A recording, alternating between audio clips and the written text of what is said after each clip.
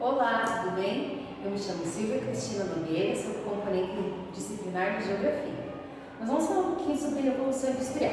Como que eu ia começar uma aula falando sobre esse assunto tão importante para a vida dos alunos e das pessoas?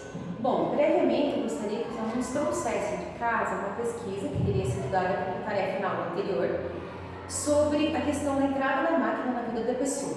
E que ele pudesse pesquisar com os pais ou com os avós como que era no tempo que o pai ou o avô era criança. Se já tinha tantas máquinas como nós temos hoje, ou se eles sabem contar como as máquinas eram, se elas eram como as de hoje, que com certeza algumas diferenças vão ter, né? Porque eu vejo por mim, eu sempre conto para os alunos a experiência. Na minha idade eu vi muitas transições acontecendo, algumas que a gente vai ver aqui.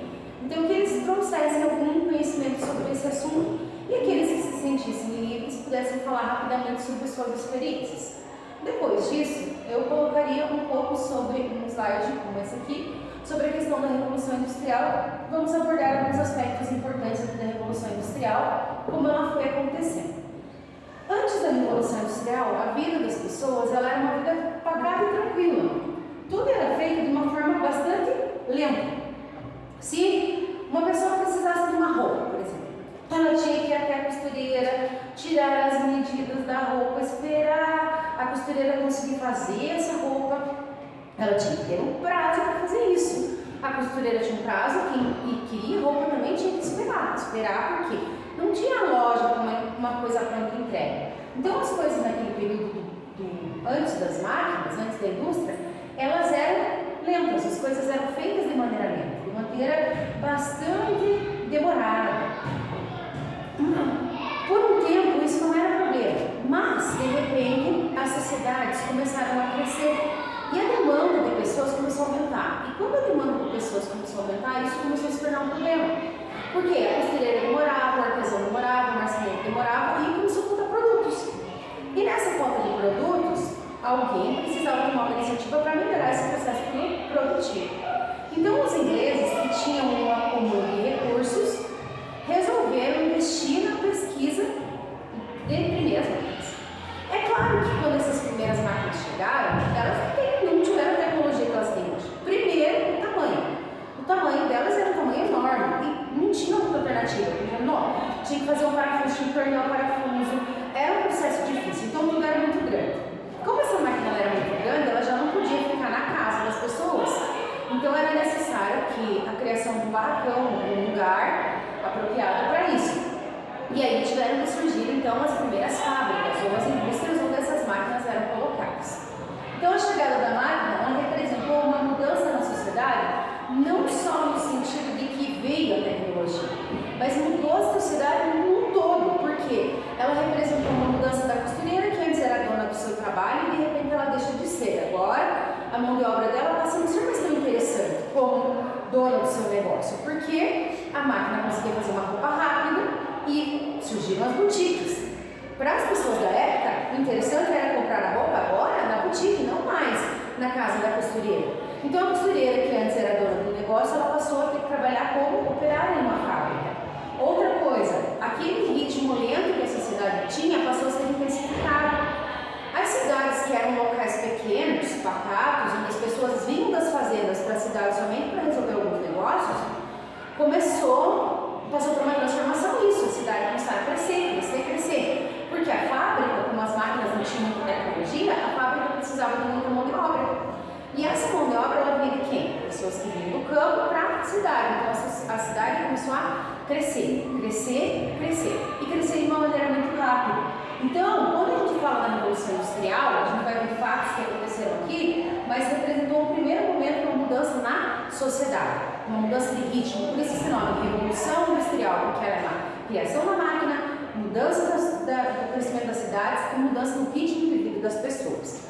Bom, agora vamos ver as fases da Revolução Industrial. A Revolução Industrial vai se dividir em 3 fases.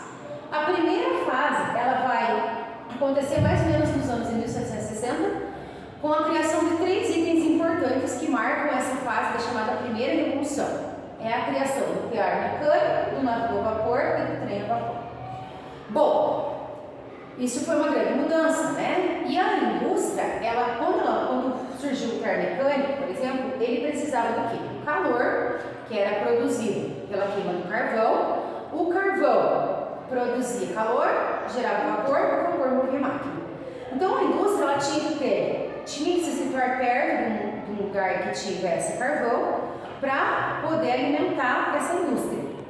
E aí, então as primeiras indústrias elas tinham que ter locais estratégicos e as cidades elas vão muito crescendo perto da onde estava essa indústria e perto da onde estava a mina de carvão, então nem sempre na área tão central assim.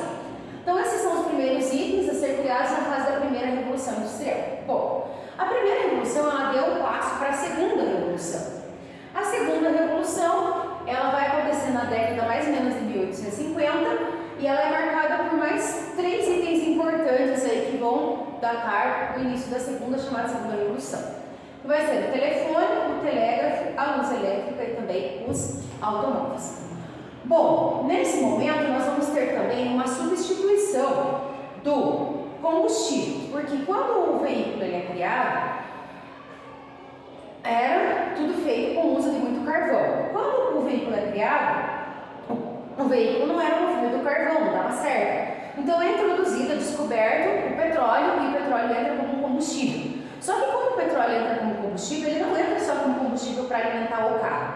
Ele passa a ser o combustível para abastecer a indústria, ele passa a ser um item extremamente importante no dia a dia das pessoas. Então a gente começa a desenvolver aí uma grande dependência do petróleo. Então essa fase aqui ela é marcada por um crescimento, um dinamismo nas cidades, novos inventos e uma substituição da era do carvão para a era do petróleo. Depois nós vamos entrar na terceira fase, a fase da terceira revolução. Essa fase é interessante porque a gente começa a vivenciar o nosso dia a dia, né? Por quê? Nossa, professora, você é tão velha assim? Não, né? Mas eu consegui ainda ver um computador desse, né? Desse não, mas um desse, né? Quando eu comecei a trabalhar com informática, eu lembro que era um computador bem parecido com esse. Então a gente foi vendo essa mudança, essa evolução de como tudo foi acontecendo tão rápido, a partir do momento que houve essa chamada terceira revolução ou entrada da informática.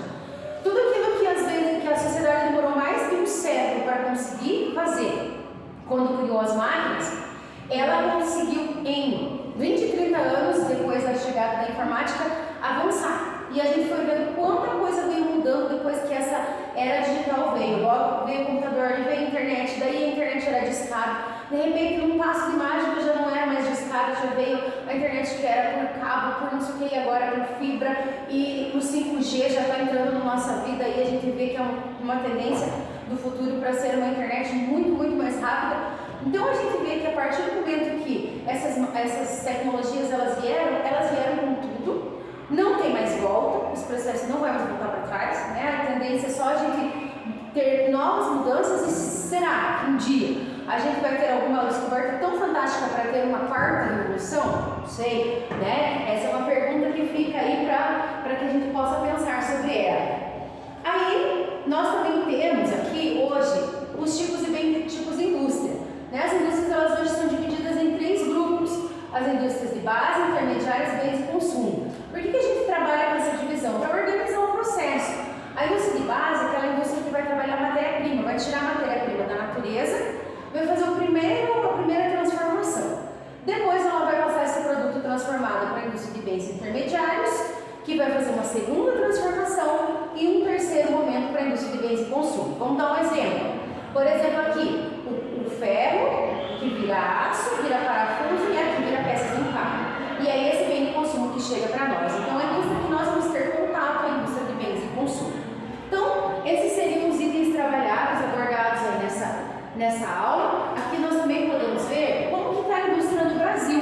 E a gente vê que a indústria no Brasil ela chegou mais tarde, ela demorou bastante para acontecer. Esse período da Revolução Industrial é atrasado no Brasil.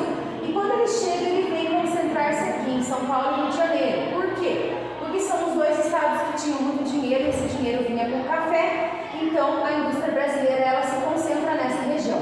Hoje ainda, como que está a indústria? Hoje, a gente vê que nós estamos num processo de desconcentração industrial, a indústria vem se espalhando pelo Brasil. Bom, a partir do momento a gente vai propor uma atividade. Que atividade seria essa? Essa atividade seria uma linha do tempo, onde os alunos possam construir um processo histórico dessa linha do tempo, desses itens importantes para as 3 revoluções, e depois ver e contextualizar com a indústria brasileira. E de repente propor para eles aí um desafio. Qual produto você propõe criar, e você conseguiria imaginar um novo produto de repente? Para concluir essa aula e fazer com que eles ficassem instigados com esse processo industrial, com esse desafio. Tarefa de casa.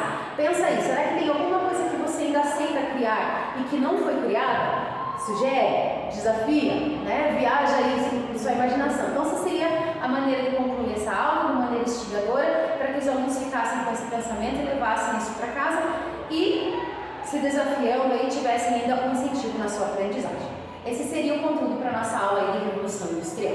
Obrigada!